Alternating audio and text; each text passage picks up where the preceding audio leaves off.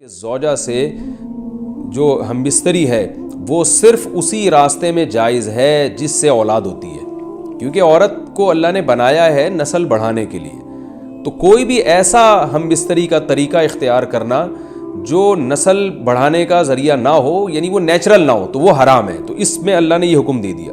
تو اس سے صاف یعنی حدیث سے بھی پتہ چلتا ہے، اور تمام فقہاء کا اجماع بھی ہے اس آیت کی روشنی میں کہ مسئلہ تھوڑا حیا کے خلاف ہے، لیکن میرا خیال ہے بتانا ضروری ہے کہ پچھلے راستے سے عورت سے ہم بستری کرنا بالکل حرام ہے، ناجائز ہے، اور نبی صلی اللہ علیہ وسلم کی اس پہ بہت شدید لعنت ہے، بہت شدید وعید ہے۔ تو یہ بالکل اللیگل ہے اسلام میں کہ عورت کے پچھلے راستے سے اس سے ہم بستری کی جائے۔ جو لوگ لڑکوں سے بدفعلی کے عادی ہوتے ہیں ان کو یہ ایک چسکا لگ جاتا ہے، تو یہ حرام ہے، ناجائز ہے، کیونکہ اللہ نے بتا دیا کہ یہ تمہارے لیے بمنزلہ کھیت۔ مفتی طارق مسعود کے بیانات کے لیے طارق مسعود آفیشیل کو سبسکرائب کریں۔ طارق مسعود آفیشیل۔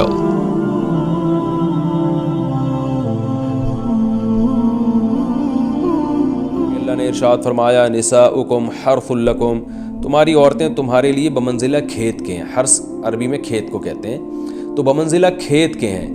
جیسے بیج ڈالا جاتا ہے کھیت میں اور اس سے پیداوار بڑھتی ہے، تو عورت کی جو ایک حیثیت ہے، نیچر نے جو اس کی ایک حیثیت متعین کی ہے، وہ بھی ایک نسل بڑھانے کا ذریعہ ہے، جس میں مرد کا جو اسپم ہے وہ بطور بیج کے ہے، اور جو اولاد ہے وہ ایک پیداوار کی طرح ہے۔ تو اللہ نے یہ یاد رکھیں، اس آیت کو بہت سارے غیر مسلموں نے عورت کے خلاف بہت نیگیٹیوٹی پھیلائی ہے کہ دیکھو اسلام عورت کی توہین کرتا ہے، اس کو کھیتی سے تعبیر کرتا ہے۔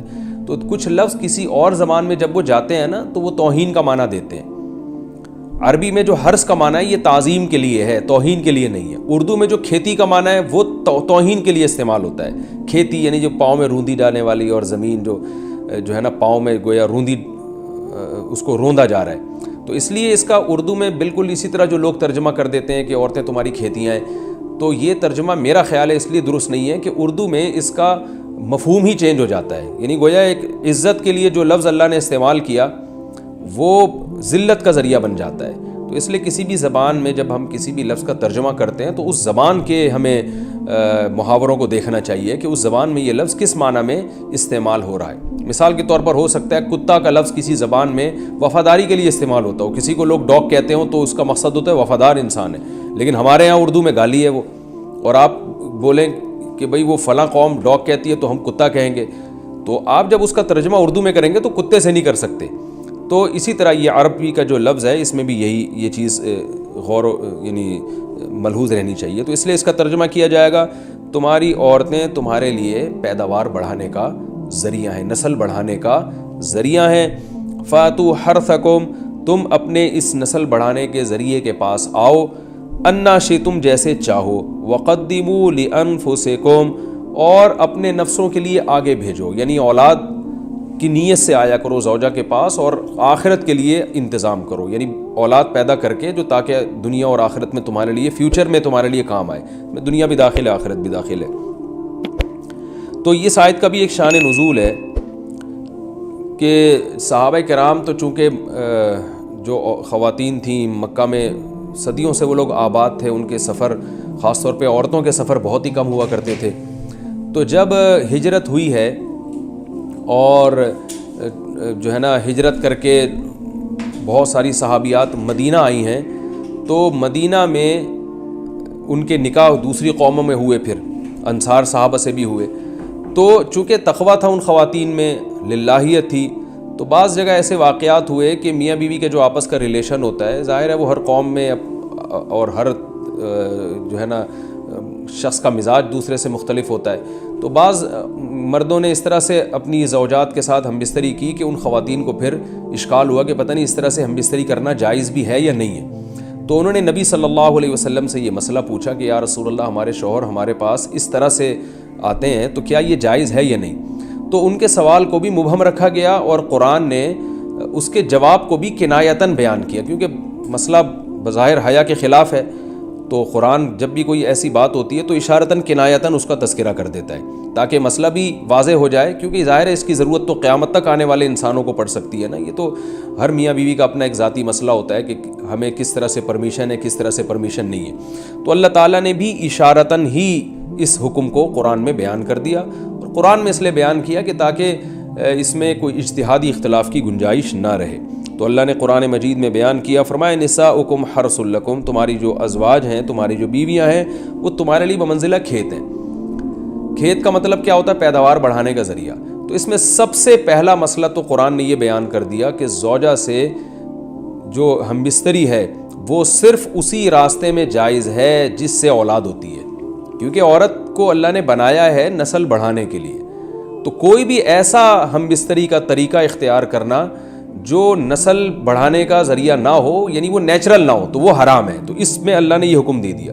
تو اس سے صاف یعنی حدیث سے بھی پتہ چلتا ہے، اور تمام فقہاء کا اجماع بھی ہے اس آیت کی روشنی میں کہ مسئلہ تھوڑا حیا کے خلاف ہے، لیکن میرا خیال ہے بتانا ضروری ہے کہ پچھلے راستے سے عورت سے ہم بستری کرنا بالکل حرام ہے، ناجائز ہے، اور نبی صلی اللہ علیہ وسلم کی اس پہ بہت شدید لعنت ہے، بہت شدید وعید ہے۔ تو یہ بالکل اللیگل ہے اسلام میں کہ عورت کے پچھلے راستے سے اس سے ہم بستری کی جائے۔ جو لوگ لڑکوں سے بدفعلی کے عادی ہوتے ہیں ان کو یہ ایک چسکا لگ جاتا ہے، تو یہ حرام ہے، ناجائز ہے، کیونکہ اللہ نے بتا دیا کہ یہ تمہارے لیے بمنزلہ کھیت کے ہیں۔ تو اس میں قرآن نے وہ جو سوال تھا نا اس کی طرف اشارتاً جواب دے دیا، اور آگے فرمایا فاتو حرثکم، تم اپنے کھیت کے پاس آؤ، یعنی پیداوار بڑھانے کا جو ذریعہ ہے اس جگہ کی طرف آؤ، انا شئتم، جیسے چاہو، یعنی باقی جس طرح سے تم چاہو زوجہ سے ہم بستری کر سکتے ہو، اس میں کوئی خاص طریقہ متعین نہیں ہے۔ میاں بیوی کا ایک دوسرے سے کوئی پردہ نہیں ہے، ہن لباس لکم وانتم لباس لہن، یہ دونوں ایک دوسرے کے لیے لباس ہیں۔ تو اس میں طریقہ کار کوئی بھی ہو سکتا ہے، کسی بھی طرح سے کرنا چاہو ایک دوسرے سے لطف اندوز ہو سکتے ہو، لیکن فاتو حرثکم، آنا موضع حرث میں ہے۔ حرث کا مطلب وہ اس جگہ کی طرف آنا ہے جہاں سے نسل بڑھتی ہے، کسی اور راستے کی طرف۔ اس سے صاف طور پر جو ہے نا وہ جو فاسق فاجر لوگوں کی جو برائی ہے، جو لڑکوں سے بدفعلی کے نتیجے میں پیدا ہوتی ہے، اس کا اللہ نے قلع قمع کر دیا کہ اس کی اسلام میں بالکل اجازت نہیں ہے۔ باقی طریقہ کار کیا ہوگا یہ تمہارے اوپر، اس کی اللہ نے تمہیں اجازت دی ہے۔ وَقَدِّمُوا لِأَنفُسِكُمْ، اور چونکہ بار بار حرث کا تذکرہ ہو رہا ہے کہ نسل بڑھانے کا، تو اس لیے اللہ نے فرمایا کہ قدموا لانفسکم، اپنی ذات کے لیے فیوچر میں انتظام کرو۔ قدموا کا مطلب آگے بھیجو اپنی ذات کے لیے سرمایہ۔ کیا مطلب؟ کہ جب زوجہ سے ہم بستری کرو تو نیت اولاد کی ہونی چاہیے، تاکہ وہ اولاد دنیا میں بھی اور آخرت میں بھی تمہارے لیے ذخیرہ بن جائے۔ تو یہ نسل بڑھانے کی بہت زبردست ترغیب ہے اس آیت میں، اور اس آیت میں اللہ نے عورت کا کہ بہت ساری ذمہ داریوں میں سے ایک بڑی ذمہ داری کا بھی بیان بتا دیا کہ عورت کو اللہ نے بنایا ہے، جو مرد اور عورت کا جو فرق رکھا ہے نا، اس فرق کی بڑی وجہ یہی ہے کہ مرد کے اسپم کو اللہ نے بیج کے طور پہ پیدا کیا ہے، اور عورت کو اللہ نے زمین کے طور پہ۔ تو بیج اور زمین کے ملاپ کا بنیادی مقصد ہی نسل بڑھانا، پیداوار بڑھانا ہوتا ہے، نہ یہ کہ نسل روکنا۔ آج فیملی پلاننگ والوں نے اس آیت کی دھجیاں اڑا دی ہیں، اور جو پوری دنیا میں ایک بےہودہ قسم کی تحریک چل رہی ہے، یہ آیت بالکل اس کی نفی کر رہی ہے۔ اس لیے اللہ نے فرمایا، اچھا اللہ نے اس کا بھی جواب دے دیا کہ جو فیملی پلاننگ والے کہتے ہیں نا نسل بڑھنے سے تمہارا نقصان ہوگا، خرچے بڑھ جائیں گے، تو اللہ فرماتا ہے قدموا لانفسکم، تمہارا فیوچر بن جائے گا، سنور جائے گا، کیونکہ اولاد پہ اتنی انویسٹمنٹ نہیں ہوتی جتنا اس کا آؤٹ پٹ ہوتا ہے۔ ان پٹ کم ہے، آؤٹ پٹ زیادہ ہے، انویسٹمنٹ کم ہے، اس کے جو پروفٹ ہے وہ زیادہ ہے، دنیا میں بھی اور آخرت میں بھی۔ تو اللہ نے فرمایا اپنے نفس کے لیے، فیوچر کے لیے انتظام کرو، بڑھاپے کے لیے انتظام کرو، تمہارے بیٹے ہوں گے، بیٹیاں ہوں گی، پوتے ہوں گے، نواسے ہوں گے، بہویں ہوں گی، یہ دنیا کا مستقبل اور آخرت کا مستقبل کیا ہے۔ جو عبداللہ بن عمر رضی اللہ تعالیٰ عنہ نے جب نکاح کا ارادہ ترک کیا تو آپ کی جو ہمشیرہ تھی حضرت حفصہ، انہوں نے فرمایا کہ نکاح کرو، تمہارے اولاد ہوگی، دنیا سے جاؤ گے تو تمہارے لیے دعائیں مانگے گی، تو یہ آخرت کے لیے ذخیرہ ہے۔ تو اس لیے اللہ نے فرمایا کہ آخرت کے لیے ذخیرہ کرو، واتقوا اللہ، اور اللہ سے ڈرو، واعلموا انکم ملاقوہ، اور جان لو کہ تم نے ایک دن اللہ سے ملاقات کرنی ہے۔ تو جتنے حکام اللہ نے تمہیں اس آیت میں دیے ہیں ان تمام حکام کو تم نے فالو کرنا ہے۔ وبشر المومنین، اور ایمان والوں کو خوشخبری سنا دیں۔